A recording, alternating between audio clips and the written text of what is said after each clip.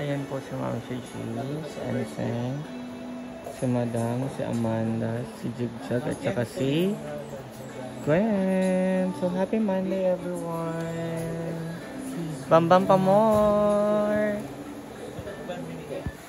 So, hi guys! So, hello everyone and hello world. Andito na naman po tayo sa Hinaguan Nature Park ni Madam Brenda, kung saan ikukwento natin ang mga nangyari nung gabing iyon.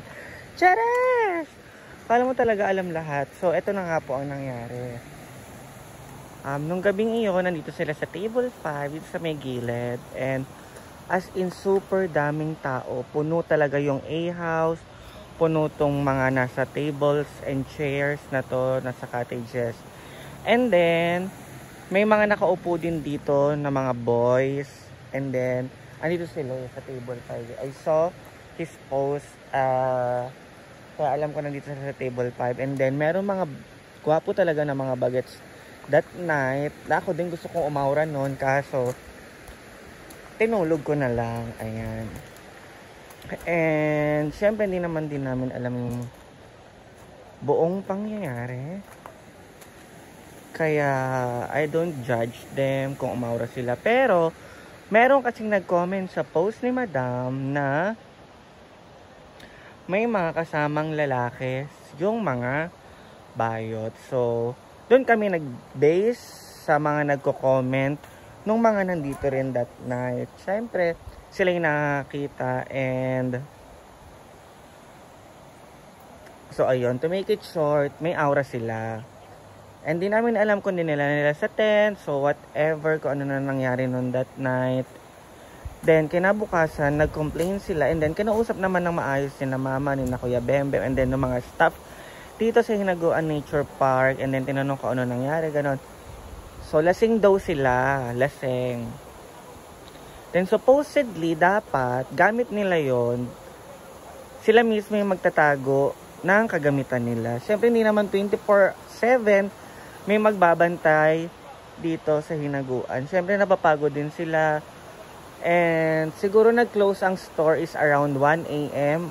o 1 or 2 a.m. na. So, it means may nakabantay pa si na Kuya Bem dito. Mga ganong oras. Kasi, nagiinom din kami nun sa taas, sa may bahay ni Madam.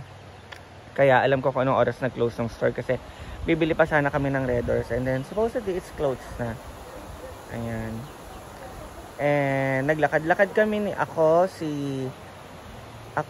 si Charles, si Britney, and then si Sir Dan. Naglakad kami papunta dito. Ayan, papunta dito. May mga boys din talaga. And then, hindi namin napansin yung mga bike na nandito sila. Pero sa post nila is na andyan sila nakapwesto. Kaya, tinignan din namin yung post nila and then dyan sila nakapwesto. And may mga tents dito. May mga tent dyan mismo. May mga tent dyan. And hindi namin alam kung saan sila doon. Kasi 3 ata yung tent na nakatayo dito. 3. Then, ayun na. Mga around 2:30 or 3 a.m. tulog na kami. And then, may mga tao pa rin, may gising pa rin naman sila. Hindi namin alam kung bumili sila sa labas ng alak. Then, ayan. Kinabukasan, kasi tulog pa ako nung nag-complain sila. Morning daw yun eh. Then, syempre, tinanong ko na din naman kung ano nangyari. Ayun nga, nag-complain na wala yung ganito. Then, lasing daw sila. Biglang nag-post na, ayan, ipapakita ko sa screen kung ano yung pinost nila. May kita nyo dyan. And then, basahin nyo na lang sa mga hindi pa nakakabasa kung ano yung post. Then, ayun. So, sa lahat po ng pupunta, paulit-ulit po itong sinasabi ni Madam na ingatan nyo yung mga gamit nyo. Kasi, once na nandito na kayo sa loob and then, don't leave your things. Ayun, don't leave your things. May mga paalala dyan na huwag talagang iwan yung mga gamit. Then, tulog daw sila, nasa uluhan daw nila yung cellphone at yung pera. So, paano makukuha yun nung hindi nila kasama sa loob ng tent yung kumuha, 'di ba? Kasi yung tent bubuksan pa yun eh. Bubuksan pa yung tent, paano ka makapasok? Kasi may lock yun sa labas, may lock sa loob yung tent, 'di ba? Kasi imposible naman mabubuksan nila yung nasa labas, na nakalock na sa loob, 'di ba? Kaya Hindi rin namin alam kung ano yung whole story, and I don't judge them naman, pero sana in a nice way silang nag-post na ganito ganyan, hindi yung sasabihin nilang beware, the Hinaguan Farm is not safe. O, diba?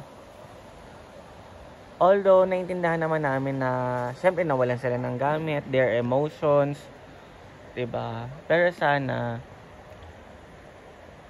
open yung page ni Madam Brenda and kilala nila si Brenda, pwede nilang i-message through personal account. Sabagay, nangyari naman na ang nangyari. And we want to inform to everyone na please, kung kayang tripling itago yung gamit, itago. And then, wag super magpakalasin kasi wala naman tayo sa loob ng bahay. Ganon din naman kami kapag mag-out of town kami. Sinisecure talaga namin lahat yung gamit namin. Kung saan lahat ng gamit namin is magkakasama. Kasi kung mawalan man kami, kasalanan namin yun. Hindi na kasalanan ng management, hindi na kasalanan ng may-ari. Kahit may CCTV pa yan, as long as na may kawatan, may kawatan. Tapos, ayan. So, choco brown, medyo brown na naman po ang tubig sa ilog. Kasi nga, umulan kagabi. Ang dami ko na namang chika. Basta sa mga pupunta pa po dito sa Hinaguan Nature Park, please lang, yung mga gamit nyo, ingatan nyo.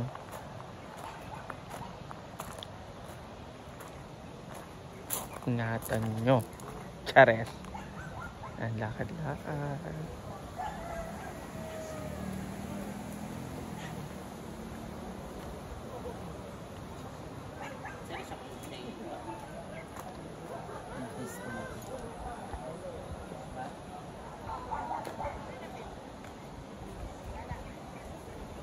Meron tayong mga visitors out there. And then ang ating mga maintenance boys ay nandoon, nagpa-party-party sila. So that is my for today's vlog.